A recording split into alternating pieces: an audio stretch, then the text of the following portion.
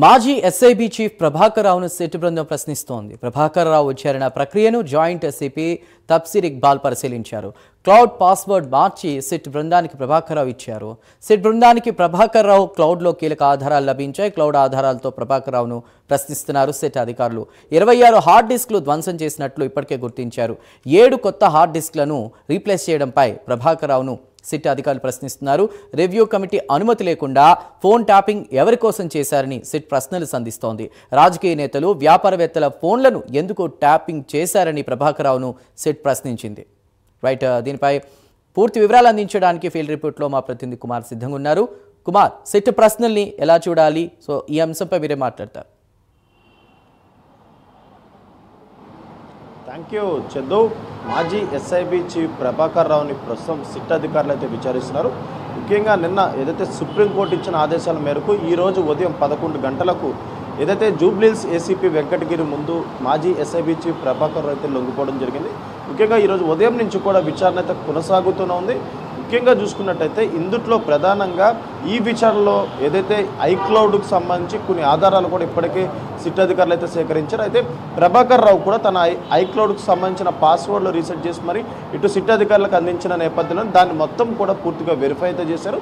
దాంట్లో కొన్ని ఆధారాలు కూడా సేకరించి ఆ ఆధారాల ప్రకారంగా ప్రస్తుతం ఏదైతే ప్రభాకర్ రావుని అయితే ప్రశ్నిస్తున్నారు. అయితే మరొక పక్క ఇప్పటికీ 27 హార్డ్ డిస్కులు ధ్వంసం చేసినట్లు సిట్ అధికారులు గుర్తించారు కాబట్టి, అలాగే మరొక పక్క 7 హార్డ్ డిస్కులను కూడా దాంట్లో రీప్లేస్ అయితే చేశారు.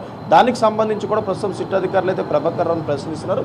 ముఖ్యంగా ఈ విచారణ మొత్తం కూడా జాయింట్ కమిషనర్ కూడా దీన్ని పర్యవేక్షించారు. ఈరోజు ఉదయం 11 గంటల నుంచి ఇప్పటి వరకు కూడా విచారణ కొనసాగుతూనే ఉంది. అయితే సుప్రీంకోర్టు ఇచ్చిన ఆదేశాల మేరకు చూసుకున్నట్టయితే 7 రోజులు కస్టోడియల్ విచారణకైతే సుప్రీంకోర్టు ఏదైతే ఆర్డర్స్ ఇచ్చింది కాబట్టి ఈ రోజు నుంచి 7 రోజుల పాటు ఎస్ఐబి మాజీ చీఫ్ ప్రభాకర్ రావును అయితే విచారిస్తారు. ముఖ్యంగా ఫోన్ ట్యాపింగ్కి సంబంధించి అంటే గతంలో ఈయన ఎస్ఐబి చీఫ్గా ఉన్న సమయంలోని ఈ ఫోన్ ట్యాపింగ్ జరిగింది కాబట్టి అసలు దీనికి పర్మిషన్ ఎవరిచ్చారనే దానిపై విచారణ కొనసాగుతుంది. అలాగే మరొక పక్క ఇటు రాజకీయవేత్తలు అలాగే వ్యాపారవేత్తలు ఇలా అందరి ఫోన్లు ఎందుకు ట్యాప్ చేశారనే దానిపై కూడా విచారణ అయితే కొనసాగుతుంది. అయితే ప్రణీత్ రావు అలాగే భుజంగరావు, రాధాకిషన్ రావు ఇచ్చిన సమాచారం అంటే వాళ్ళు ఇచ్చిన స్టేట్మెంట్ ఆధారంగా ఇందులో ప్రధాన నిందితుడిగా ఎస్ఐబి మాజీ చీఫ్ ప్రభాకర్ రావుని A1 కింద చేర్చారు. అయితే ప్రభాకర్ రావు ఇచ్చిన ఆదేశాల మేరకే వాళ్ళు కూడా ఈ ఫోన్ ట్యాపింగ్ చేసి ఆ రికార్డ్స్ అన్నీ కూడా ఎస్ఐబి చీఫ్ ప్రభాకర్ రావుకి మాత్రమే అందించామంటూ కూడా వాళ్ళైతే వాంగ్మూలం అయితే ఇవ్వడం జరిగింది. అది ఆ స్టేట్మెంట్ ఆధారంగా ప్రస్తుతం ఎస్ఐబి చీఫ్ ప్రభాకర్ రావు కూడా విచారిస్తున్నారు.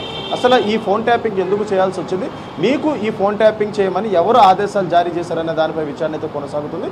ముఖ్యంగా గత బీఆర్ఎస్ హయాంలో అంటే బీఆర్ఎస్ ప్రభుత్వం ఉన్న సమయంలోని ఈ ఫోన్ ట్యాపింగ్ పాల్పడినట్లు ఎప్పుడైతే 2023లోని కాంగ్రెస్ ప్రభుత్వం హయాంలోకి వచ్చిందో దీనిపై దృష్టి సారించినప్పుడు బీఆర్ఎస్ హయాంలో ఉన్న సమయంలోనే వీళ్ళందరూ ఫోన్ ట్యాపింగ్లు చేసినట్లు కూడా గుర్తించారు. ఆ తర్వాత ఇటు ఎస్ఐబి చీఫ్ ప్రభాకర్ రావు కూడా ఏదైతే తన పోస్ట్కి అయితే రాజీనామా చేసి యుఎస్ అయితే వెళ్ళిపోవడం జరిగింది.